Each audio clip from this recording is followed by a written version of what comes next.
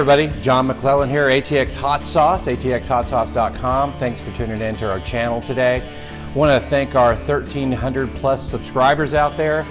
You guys are fantastic. Thank you so much for doing it. If you're not subscribed to us, make sure you click on the button below, hit subscribe, go check out our old videos to get alerted when new videos are coming in. Speaking of our subscribers, we got a lot of questions lately, and a lot of the questions have been pertaining to the equipment that I use when I'm making my hot sauce. I think your equipment is very important. It's important in a couple of different ways. Number one, you want it to do things the right way, but you also want to save some time, right? Cut out some steps. Making hot sauce can be a long process. You know, the fermentation alone can go for 2, 3, 4 months at a time, sometimes longer. And when you're ready to make your sauce, well, I'm going to go over some of the equipment that I use, some of the stuff I've used in the past, and some of the stuff I'm using right now. I'm going to tell you the difference of it. So first of all, when we are making a sauce, we go grab one of our ferments right here. We have one of our big reds here. We're actually going to be making a hot sauce with this today. And typically what the process is we take the fermentation, we dump it into one of these pots over a strainer, strain all the brine out, right?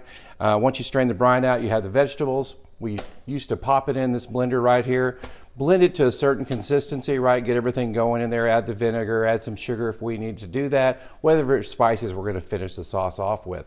Once we did that, still a lot of pulp in there if you want to break down some of that pulp. So we'd have this right here that was pretty good for what it did. It didn't hold a lot, but it would break down all the fibers and all the peppers that we're using. Once we had it broken down in this, I'd actually take a strainer into one of these pots, pour it on there, use a spoon to strain out everything that's going on in there.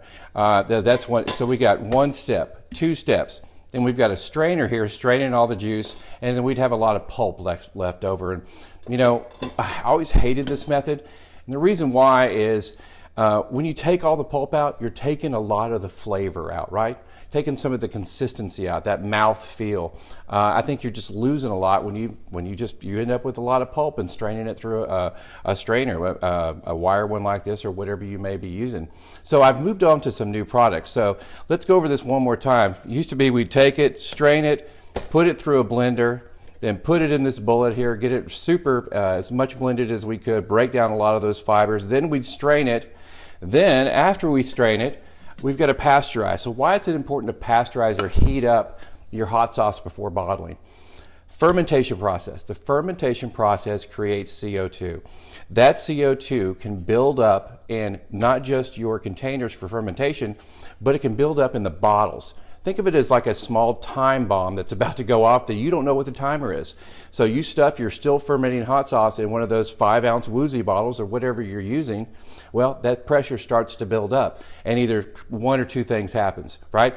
The bottle or the lid explode off, going everywhere, wherever you're keeping it, in the cabinet, in the refrigerator, wherever it may be. Or when you open it, it's like one of those big lava experiments, right? Those volcano experiences where the lava shoots everywhere all over the house, right? But it's hot sauce going everywhere. It could be on the ceiling. In fact, I've got some spots on the ceiling here that we've had some hot sauce do that. So you've got to heat up that or pasteurize that hot sauce before you put it in the bottle.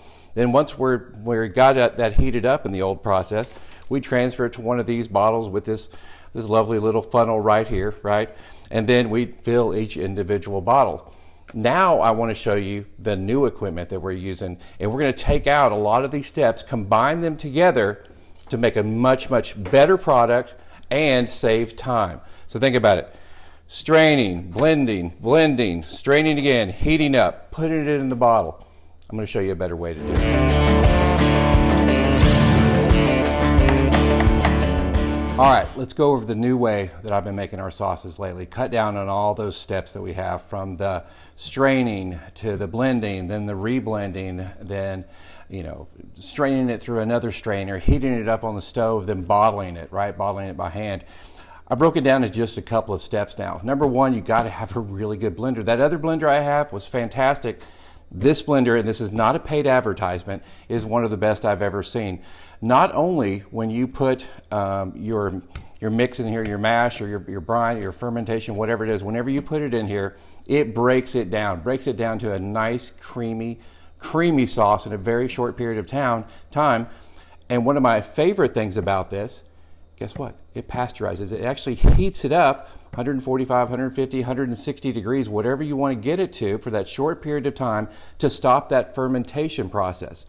Then once we're done with this, remember we've gone straight from the fermentation, straight into the blender, blended it, added our different seasonings, our sugars, our fruits, whatever that may be, pasteurizes it right here. No need to strain, no need to heat it up on the stove. It heats up right here with the blender, and then we transfer it to this fantastic bottler. I don't know what I did before I had this, but this makes life so much easier. If you have the ability to get one of these, I highly recommend doing it, especially if you're doing big batches. So now we're taking fermentation to the blender, straight to pasteurization within the blender, straight into this bottling machine here, straight into the bottles, put the caps on, ready to go. Anytime you can spend a little bit of extra money to save some time for better quality, we're keeping all the pulp in there, we're just breaking it down to a nice creamy sauce. It's going to be fantastic, guys. I just tell you, if you have the means, I highly recommend picking one up. We're going to put more information about these products down below, so check that out. And don't forget, subscribe. We love our subscribers. We love answering your questions. I hope this answered some of your questions out there. Guys, for ATX Hot Sauce and the whole gang here, we'll see you next time on the next video.